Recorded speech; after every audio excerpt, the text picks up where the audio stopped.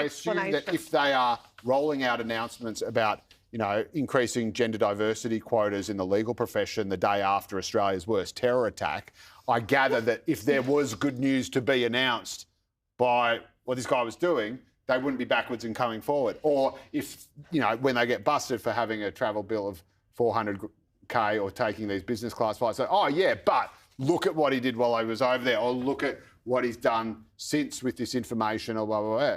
And it's just not there. And I think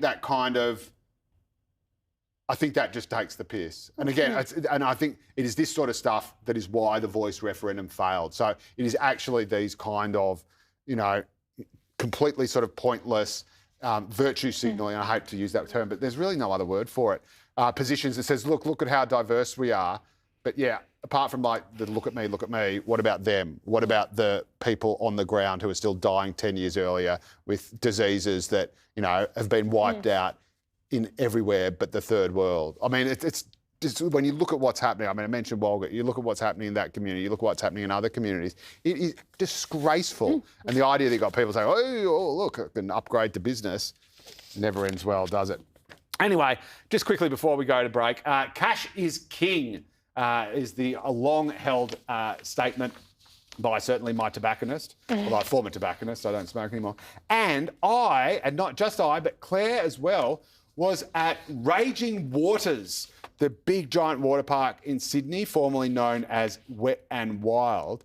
And one thing I noticed there was that there was absolutely no cash. You were not allowed to pay with cash. None of the billion ways to take your money would accept cash. And I found this out because I was standing behind someone at one of the many, many kiosks and blah, blah, blah, and he innocently pulls out his wallet to try and pay for something.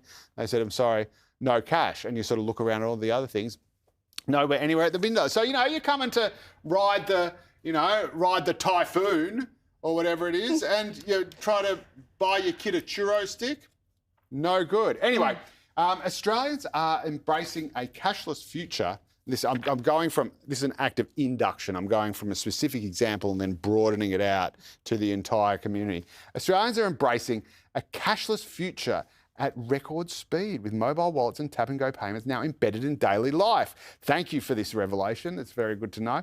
But while the convenience of digital payments is undeniable, the rapid decline of cash is leaving millions of Australians, particularly older people, an old mate in front of me at the churros desk, particularly older people, regional residents and people with disabilities increasingly cut off from the economy. So again, it is not just the poor bloke with the fashionable bum bag at Wet and Wild. It is older people, disabled people as well. Yeah. You into cash, or you don't even know what cash is? 'Cause you're a millennial. I don't think I've paid for anything with cash in years, probably, honestly. But however, I do acknowledge the important role that it does play. And one thing that this article does talk about is the decline in the physical infrastructure that services this stuff. There's been a 50% decline in the number of bank branches and ATMs.